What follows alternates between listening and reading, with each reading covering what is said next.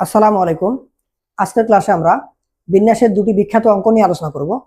দেখাও যে রাজশাহী শব্দটির বিন্যাস সংখ্যা বরিশাল শব্দটির 4 গুণ, এবং আরেকটা অঙ্ক হচ্ছে যে কলকাতা আমেরিকার দ্বিগুণ। আমরা প্রথমে দেখাবো যে রাজশাহী বরিশালের 4 গুণ। রাজশাহী শব্দটির আমি যদি বিন্যাস করি, রাজশাহী আর A J S H A H I. তো রাজশাহী শব্দটিতে মোট কয়টা অক্ষর আছে? 1 2 3 4 5 6 7 8, factorial 8।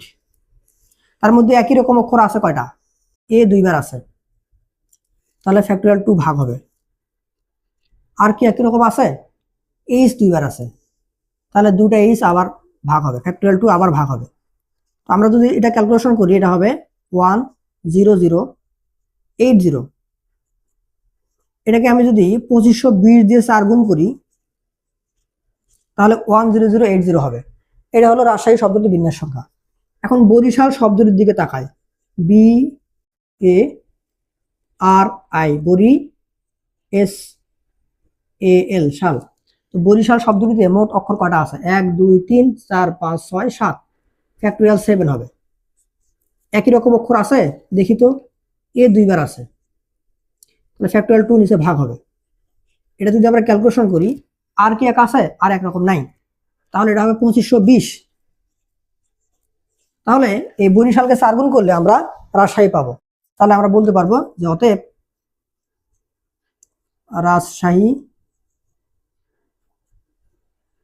S H A H I সমান 4 ইন্টু বরিশাল।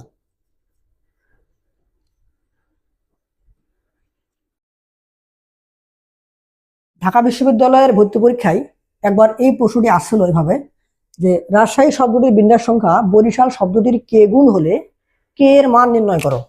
কে সমান কত? তাহলে কে সমান কত হবে? কে সমান 4। অনুরূপভাবে এই কলকাতা শব্দটির বিন্যাস সংখ্যা আমেরিকার দ্বিগুণ হবে।